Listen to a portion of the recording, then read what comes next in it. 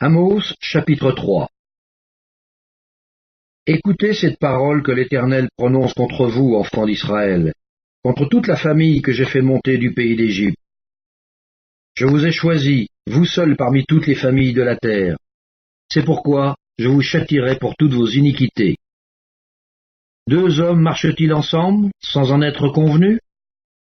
Le lion rugit-il dans la forêt sans avoir une proie? Le lionceau pousse-t-il des cris du fond de sa tanière, sans avoir fait une capture?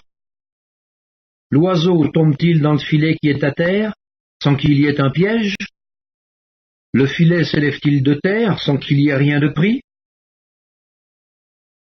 Sonne-t-on de la trompette dans une ville, sans que le peuple soit dans l'épouvante? Arrive-t-il un malheur dans une ville, sans que l'Éternel en soit l'auteur?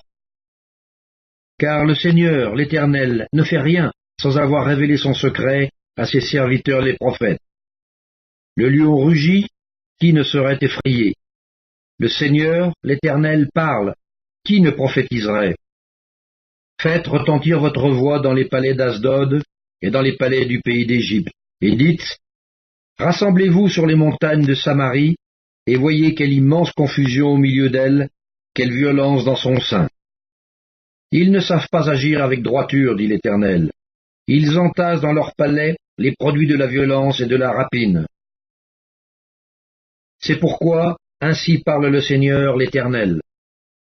L'ennemi investira le pays, il détruira ta force, et tes palais seront pillés. Ainsi parle l'Éternel.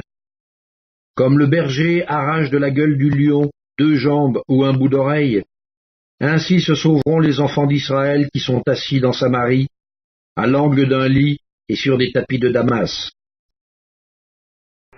Amos, chapitre 3. Écoutez et déclarez ceci à la maison de Jacob, dit le Seigneur, l'Éternel, le Dieu des armées. Le jour où je punirai Israël pour ses transgressions, je frapperai sur les autels de Béthel. Les cordes de l'autel seront brisées et tomberont à terre. Je renverserai les maisons d'hiver et les maisons d'été. Les palais d'ivoire périront, les maisons des grands disparaîtront, dit l'Éternel.